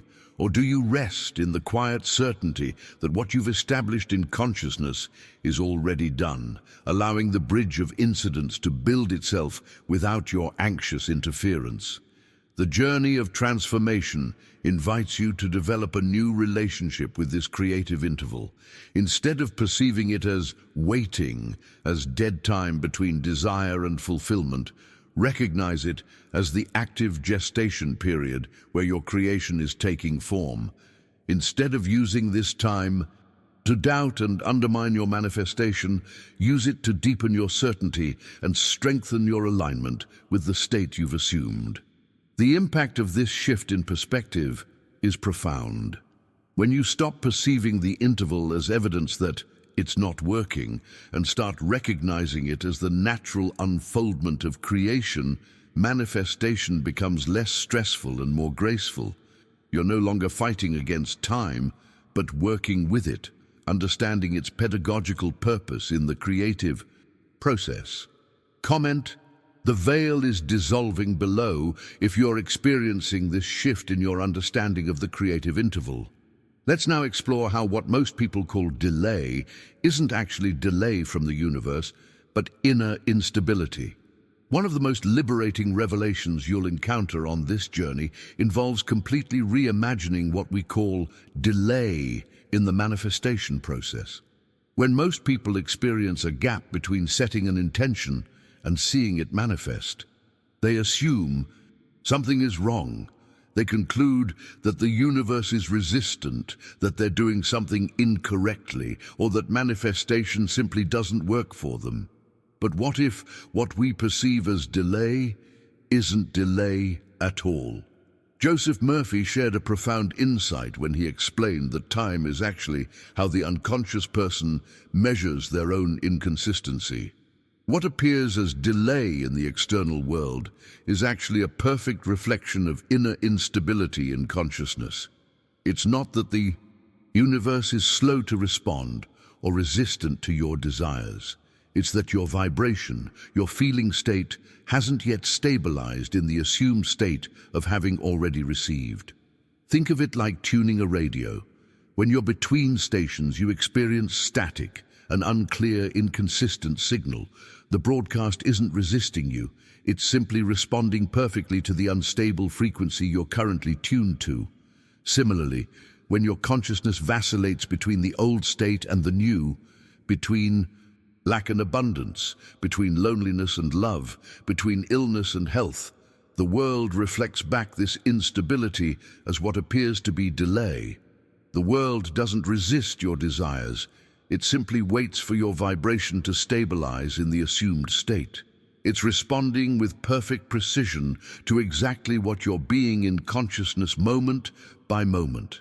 When you're being inconsistent, affirming abundance for an hour, and then worrying about lack for the rest of the day, the universe reflects this inconsistency back to you as apparent delay. This understanding completely transforms how you relate to the manifestation process. Instead of interpreting the absence of immediate results as evidence that something is wrong, you recognize it as valuable feedback about your own consciousness. You use what appears as delay to identify where you're still holding contradictory states or beliefs that are preventing your vibration from stabilizing in the new state. Now, I want to go even deeper into this topic. The interval between desire and expression serves a crucial purpose in your development as a conscious creator. This period isn't actually a delay in manifestation, but a training ground for faith, an opportunity to develop the spiritual muscles required for consistent creation. During this interval, something fascinating happens that few people recognize. The old state, the state of consciousness you're attempting to move beyond, doesn't surrender without a struggle. It tries to survive. By launching doubts, fears, and contrary appearances, it mobilizes all its resources to convince you that change isn't possible, that your desire won't manifest, that you should return to the familiar limitations you've lived with until now. This resistance from the old state isn't a sign that something is wrong. It's a natural part of the transformational process. Just as physical muscles develop through resistance training, your faith, your capacity to remain true to what you know in consciousness, despite contradictory appearances, develops through this internal resistance. The revelation that transformed Neville Goddard's students was understanding that this interval isn't something to resist or resent, but something to embrace as an essential part of your development. The one who truly understands the law remains unmoved during this period. They don't fight against doubts and fears.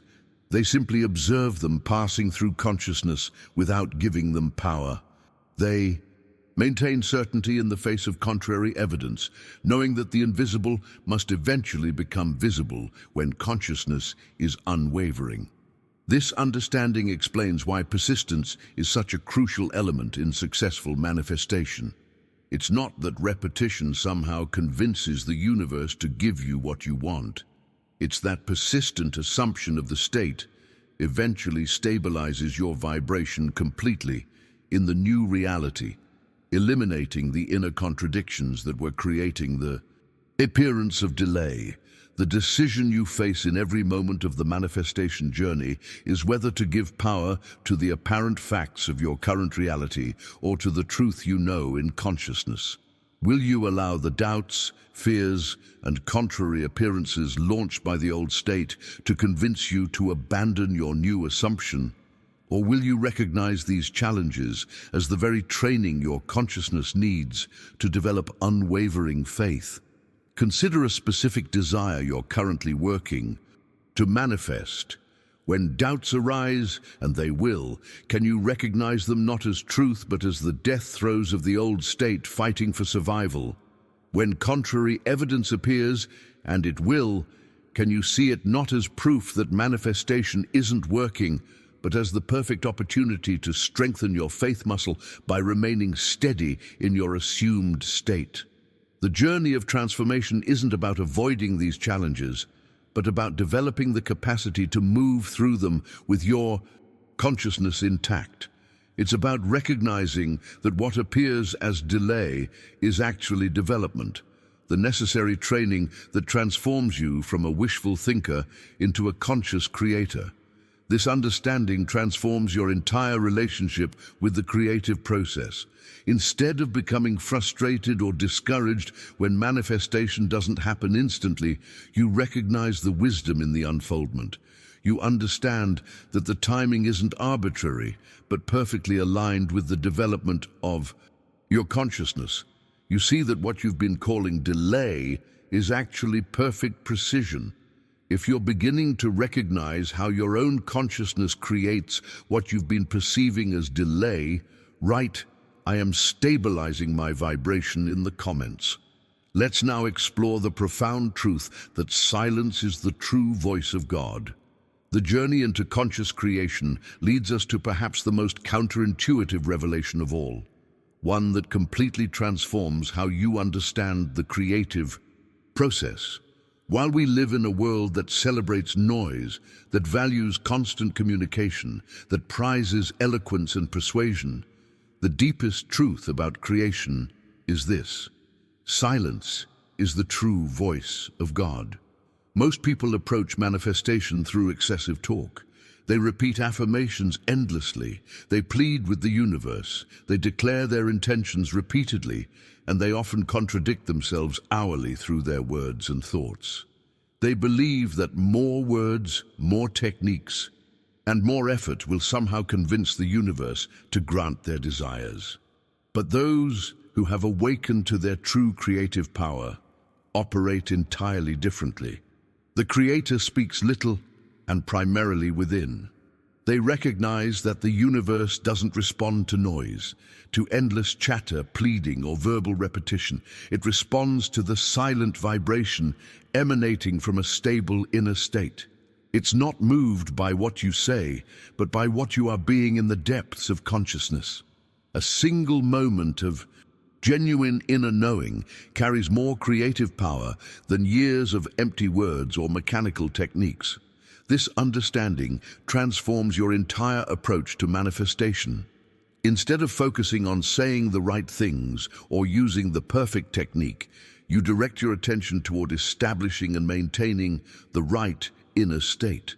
You recognize that words have creative power only to the extent that they're charged with genuine feeling and conviction. Empty words, affirmations repeated without feeling, prayers offered without faith, create nothing. Neville Goddard described this phenomenon beautifully when he explained that feeling is the secret. It's not the words you speak, but the feeling tone behind them that determines their creative impact. And the most powerful feeling states often emerge in silence, when the mind's chatter has been stilled and the heart's knowing can emerge clearly. Now, I want to go even deeper into this topic. One of the most profound misunderstandings about silence is that it's merely the absence of sound or speech. But the silence that creates worlds isn't emptiness or void. It's the presence of certainty. It's not passive, but intensely alive. Not vacant, but full of unshakable conviction. Most people still believe they need to convince God or the universe or source to listen to them. They approach creation as supplicants trying to get the attention of a busy or indifferent deity. They raise their voices, intensify their pleas, and multiply their words, hoping that somehow their desires will be heard and fulfilled. But the revelation that transformed Joseph Murphy's understanding was this: it's not that God needs to listen to you, it's that you need to quiet your mind to hear the divine voice that's already speaking within you. This divine voice doesn't shout. It whispers through intuition, through subtle impressions, through the quiet knowing that emerges when mental noise subsides. It speaks in the language of certainty rather than a doubt, of knowing rather than hoping, and it can only be heard clearly when the noise of need, want, and separation has been stilled. The revelation behind the scenes is that creation isn't primarily about output, but about alignment. It's not about projecting more energy outward, but about aligning with what already is. And this alignment happens most powerfully in the silent certainty of knowing rather than in the noisy uncertainty of pleading. Consider how this principle might transform your approach to a specific desire. Instead of endlessly affirming what you want, repeatedly visualizing it, or constantly checking for evidence of its manifestation, what if you were to enter the silence of certainty? What if you were to simply know that what you desire is already yours in consciousness, and rest in that knowing with such profound peace that no further convincing is necessary? The journey of transformation invites you to develop a new relationship with silence. Instead of filling every moment with mental chatter, with worries about the future, regrets about the past, and constant analysis of the present, you create space for the silence in which true creation happens. You recognize that your most powerful creative moments often occur not when you're doing more, but when you're being more, when you're resting in the quiet certainty of your divine nature. This understanding transforms meditation from a technique for stress reduction into a creative practice of the highest order. When you enter the silence not to escape the world, but to create it anew from a place of centered awareness, you're engaging with the primary substance of reality itself. You're participating in creation at its source, rather than struggling with its effects. The impact of this revelation touches every aspect of your creative journey. It frees you from the exhausting effort of trying to make things happen through force. It liberates you from the need for constant reassurance or confirmation.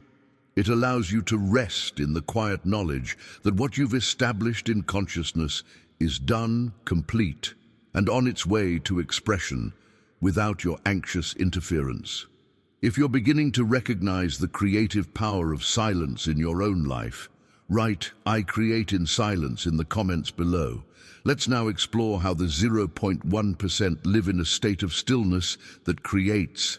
The true masters of conscious creation, the 0.1% who have fully awakened to their creative power, operate from a state of profound stillness that few ever experience.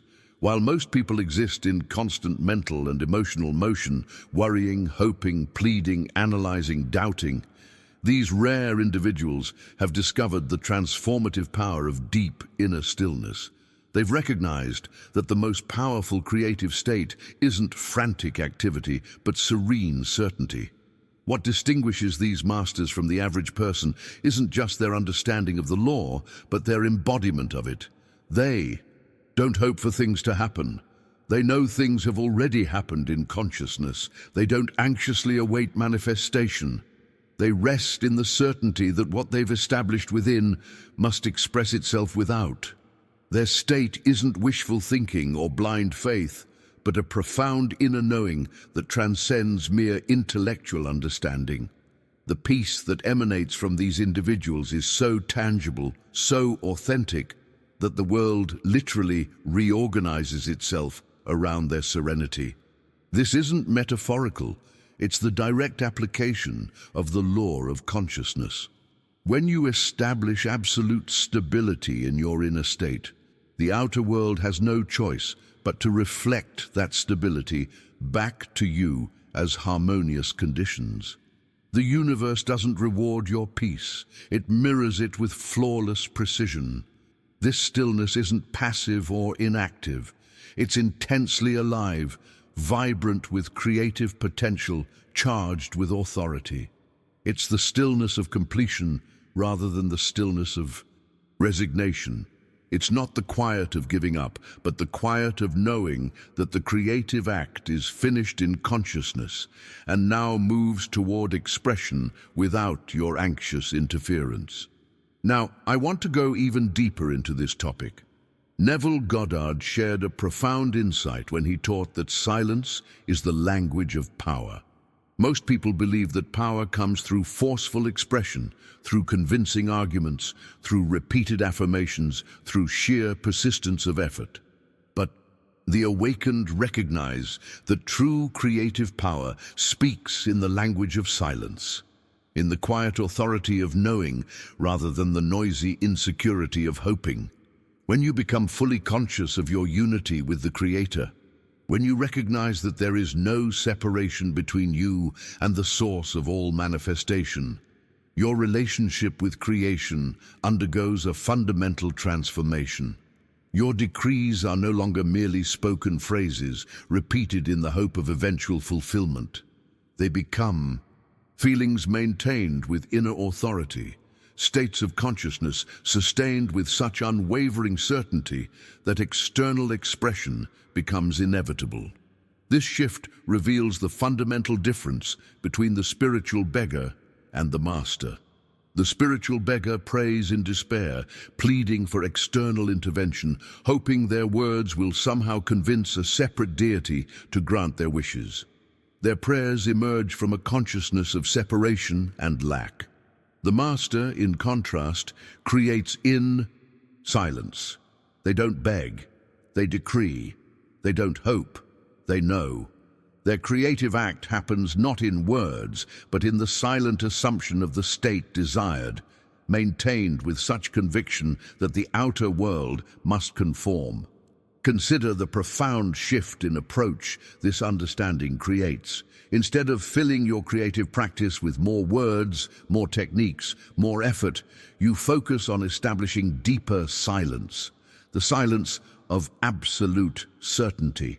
Instead of trying to convince the universe to give you what you want, you simply assume the feeling of already having received it and rest in that feeling with unshakable confidence.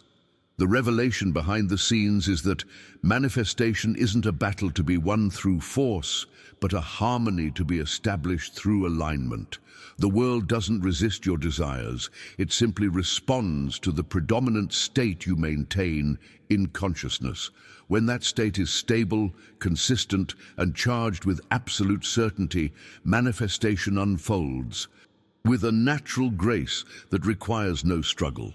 This understanding transforms every aspect of your manifestation journey. It liberates you from the exhausting effort of trying to make things happen through sheer will or repetitive technique. It frees you from the anxiety of constantly monitoring your thoughts or policing your words. It allows you to rest in the quiet certainty that what you've established within must express itself without, not because you've convinced some external power, but because that's simply how the law of consciousness operates. The decision you face in every moment is whether to join the masses in their noisy uncertainty or to align with the 0.1% in their silent certainty. Will you continue to approach creation as a beggar, hoping your pleas will be heard? Or will you step into the consciousness of the Master, decreeing with silent authority what must be, and resting in the unshakable knowledge that it already is? The transformation this creates in your life isn't just about getting what you want. It's about fundamentally changing who you are. It's about moving from a state of perpetual wanting to a state of perpetual having, from constant seeking to perpetual finding, from endless asking to eternal receiving. It's about embodying the consciousness of completion rather than the consciousness of lack. If you're beginning to feel the power of silent certainty in your own life, write "I decree in silence" in the comments below. Let's now explore the profound truth that when you become silence, everything listens. The relationship between silence and creation reveals another dimension of your creative power that few ever discover. When you truly enter the silence of consciousness, when you move beyond the endless chatter of thoughts, doubts, and anxieties, something remarkable happens. Everything listens. The entire universe becomes attentive to the silent command of your being. This isn't poetic metaphor, it's the practical science of consciousness at work. But here's the revelation that transforms everything. True silence isn't passivity or emptiness. It's not the absence of action, but a different quality of action altogether.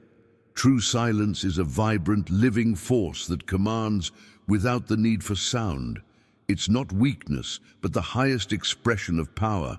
Not the silence of surrender, but the silence of absolute authority. This silence is the Creator's rest after the act of imagining. It's the divine "and God saw that it was good" described in ancient texts. It's the state of complete confidence that needs no further affirmation, no constant checking, no repeated declaration. It's knowing so completely that what you desire is already yours, that you can rest in perfect peace, allowing manifestation to unfold with grace and precision. Joseph Murphy described this state as Sabbath rest, the quiet certainty that follows creative work. Just as the biblical Creator rested on the seventh day, not from exhaustion, but from completion, you enter the silence of knowing that your creative work is finished in consciousness and now moves toward expression without your anxious interference. When you become silence in this way, the entire world responds, not because you're forcing it to bend to your will, but because your consciousness is no longer offering resistance to the very thing you desire.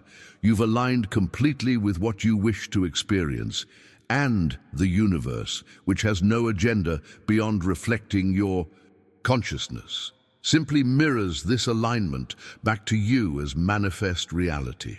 Now, I want to go even deeper into this topic. At the very heart of conscious creation lies the most powerful word in the world, perhaps the most potent creative force in existence. I am. These two simple words contain within them the entire secret of manifestation. Everything that follows these two words materializes and takes shape. This isn't metaphor or poetic exaggeration. It's law, the fundamental principle that governs all creation. When you say "I am," you're invoking the primordial vibration that initiated creation itself. You're speaking the name of the creative power that moves the universe. You're declaring your oneness with the source of all manifestation. And every word that follows "I am" becomes a seed planted in the field of infinite possibility, destined to express itself in your experience. The revelation that transformed Neville Goddard's understanding of creation was recognizing that I isn't just a statement of identity, it's a creative declaration. When you say, I am wealthy, you aren't describing your current financial situation, you're invoking the state of wealth into expression. When you declare, I am healthy, you aren't merely affirming a desire for health, you're awakening the consciousness of health that must eventually express itself in your body. This understanding transforms your entire relationship with affirmations and creative declaration. Most people repeat phrases like, I am abundant or I am loved, as if they were magical incantations that might someday convince the universe to change their circumstances. But those who understand the law recognize that I am statements aren't attempts to change reality. They're recognitions of what already is in consciousness. The impact of this revelation touches every moment of your day. It makes you acutely aware of what you're declaring after I am, both consciously and unconsciously. It reveals how often you've been unconsciously creating limitation by saying, I'm tired, I'm broke, I'm confused, or I'm sick. Each of these statements isn't merely describing your current experience, it's sustaining and reinforcing that experience through the creative power of I am. The journey toward mastery involves becoming increasingly conscious of your I am declarations and deliberately choosing what you place after these powerful words. Instead of unconsciously describing limitations, you consciously declare the truth you wish to experience, not as wishful thinking, but as recognition of what already exists in consciousness. This understanding doesn't lead to delusional thinking or denial of current circumstances. It doesn't suggest that simply saying, I am wealthy, while feeling poor, will instantly transform your bank account. What it reveals is that the feeling state behind your I am declarations is what determines their creative power. When you say, I am abundant, while feeling the reality of that statement in every cell of your being, you're engaging with the actual creative process rather than merely repeating empty words. The decision you face in every moment is what you'll place after I am. Will you unconsciously reinforce limitation by declaring what your senses report? Or will you consciously create your experience by declaring what you know to be true in consciousness? Will you use I am to describe the world as it appears, or to invoke the world as you wish it to be? If you're beginning to recognize the creative power of your I am declarations, write I am power in the comments below. Let's now explore how the average person speaks without consciousness, while the awakened speaks with reverence. One of the most telling distinctions between those who understand the law of consciousness and those who don't lies in how they speak. The average person speaks without consciousness, casually, carelessly, with little awareness of the creative power their words contain. They toss around phrases like, I'm always broke, I'm so unlucky, I'm terrible at relationships, or I never get what I want, as if they were merely describing unchangeable facts about themselves and their lives. But those who have awakened to their creative power speak with profound reverence. They recognize that words, especially those following I am, aren't just descriptive but creative. They understand that every affirmation is a decree. Every statement is a seed planted in the field of consciousness. Those who comprehend this power use I am with the same careful intention that a master painter uses their brush or a composer arranges notes. They treat language not as casual commentary, but as the sacred tool of creation it truly is. This reverence for the creative power of language leads the awakened to be extraordinarily mindful of what they declare. They vigilantly avoid phrases like, I am poor or I am unlucky, understanding that these statements don't merely describe current conditions, but actively create and sustain those very conditions. They recognize that the universe doesn't distinguish between descriptive statements and creative declarations. It responds to all I am statements as commands to be fulfilled. Joseph Murphy explained this principle beautifully when he described words as the vehicles through which feeling states express themselves. Every time you declare "I am," you're essentially giving instructions to the universal creative medium. Whether you're conscious of it or not, every "I am" statement is a blueprint that consciousness faithfully reproduces in your experience. Now, I want to go even deeper into this topic. While the words themselves carry power, the true secret of effective creation lies in something far more fundamental: the feeling that accompanies the words. This is where most attempts at conscious creation either succeed magnificently or fail completely, in the emotional tone that charges the declaration. It's not enough to affirm prosperity while vibrating scarcity. It's not sufficient to declare health while feeling illness. It's ineffective to proclaim confidence while experiencing insecurity. The rational mind can say one thing while the feeling state says another, and in this conflict, feeling always wins. Always. This insight explains why affirmations often fail to produce results despite faithful repetition. Many people repeat phrases like, "I am wealthy," or "I am healthy," thousands of times without seeing any change in their circumstances. The missing element isn't more repetition, it's genuine feeling. The words themselves have no power without the emotional charge that gives them life and direction. The revelation behind the scenes is that your feeling state is your actual point of attraction. It's the emotional tone of your consciousness that determines what manifests in your experience, not the intellectual content of your thoughts or the specific words you choose. You don't attract what you think about or talk about. You attract what you feel about, what you vibrate as true in the depths of your being. This understanding transforms your entire approach to manifestation. Instead of focusing primarily on finding the perfect words or repeating affirmations endlessly, you direct your attention toward cultivating the feeling state that matches your desire.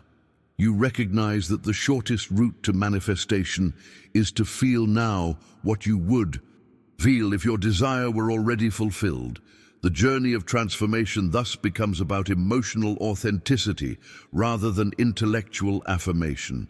Can you genuinely feel abundant while your bank account shows lack? Can you sincerely feel healthy while your body shows symptoms? Can you authentically feel confident while facing uncertainty? These aren't tests of your ability to deny reality, but invitations to access deeper levels of consciousness, where these states already exist as truth. The decision you face in every moment is whether to let your feeling state be determined by external circumstances or by the truth you know in consciousness. Will you allow your emotional tone to be dictated by what your senses report? Or will you deliberately cultivate the feeling that aligns with what you wish to experience? Will you react to conditions, or will you create from the feeling of fulfillment? This capacity to feel what isn't yet visible to the senses, to emotionally inhabit a reality that exists in consciousness before it appears in form, is perhaps the most crucial skill in conscious creation. It's not about pretending or deceiving yourself. It's about accessing the dimension of consciousness where your desire already exists as reality and bringing that feeling into your present awareness. The transformation this creates in your experience is profound. When you consistently maintain the feeling state of your fulfilled desire, external reality has no choice but to reorganize itself to match this inner condition. Not because you've forced it to comply, but because consciousness always precedes manifestation. The world you experience is always the perfect reflection of the feeling states you consistently maintain. If you're beginning to recognize the crucial role feeling plays in your creative process, write, "I feel it real," in the comments below. Let's now explore the profound truth about how the ignorant believe they describe facts, while in reality, they are decreeing destinies. If you've journeyed with me all the way to this point, you've demonstrated something profound about your own consciousness. You're clearly part of that rare 0.1% who recognize that true power doesn't come from chasing external formulas, but from awakening to the creative force that already exists within you. This message found you because your soul was ready to receive it, to remember what you've always known at some deeper level of your being. What we've explored together today isn't just information, it's a remembrance of what you truly are. The understanding that nothing is external, that your consciousness creates your reality, that desire is a summons rather than a lack. These aren't just concepts to think about, but truths to embody in your daily experience. I've shared these insights because I recognize in you a consciousness that's ready to step beyond the limitations most people accept as reality. You're prepared to assume the responsibility and the power that comes with knowing you are the creator of your experience. And that recognition creates a natural connection between us as fellow travelers on this path of awakening. If this message resonated with your own inner knowing, I'd be grateful if you'd leave a comment saying, "I am the creator of my reality." This simple declaration isn't just feedback, it's an affirmation of the truth you're beginning to embody. Consider subscribing to this channel if you found value in what we've shared.